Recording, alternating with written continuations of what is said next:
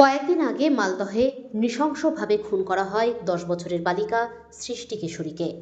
মঙ্গলবার ছিল ওই নাবালিকা সৃষ্টির জন্মদিন। মালদহ শহরের উত্তর বালুচর এলাকায় তার বাড়ি।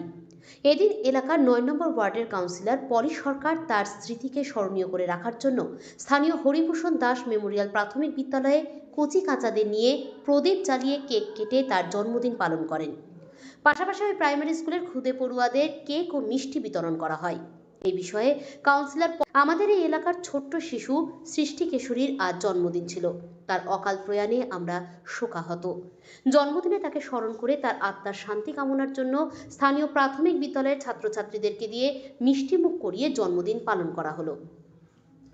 প্রসঙ্গত কয়েকদিন আগে উত্তর বালুচর এলাকার সৃষ্টি কিশোরীকে বাড়ি থেকে ডেকে নিয়ে গিয়ে নৃশংসভাবে খুন করা হয় স্থানীয় আমবাজার এলাকায়। এই ঘটনায় জেলা জুড়ে ব্যাপক ক্ষোভের সঞ্চার হয়েছিল। পুলিশ অবশ্য ঘটনায় এক অভিযুক্তকে গ্রেপ্তার করেছে।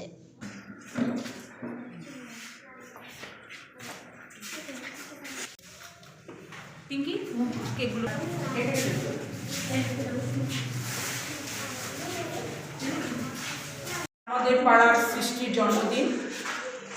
সৃষ্টির অকাল প্রয়াণে আমরা খুব শোকাহত, কিন্তু তার আজকে জন্মদিন। এই জন্মদিনটাকে স্মরণ করার জন্য এবং তার আত্মার শান্তি কামনায় প্রাইমারি স্কুলের বাচ্চাদের নিয়ে আজ এই ছোট্ট করে একটি জন্মদিন অনুষ্ঠান পালন করা হলো।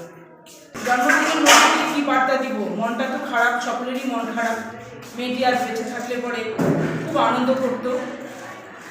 সে আমাদের মধ্যেই বেঁচে আছে, এই ভাবনাকে স্থায়ী করে সেটাকেই আমরা জায়গা দিয়ে আমরা তাকে স্মরণ করলাম।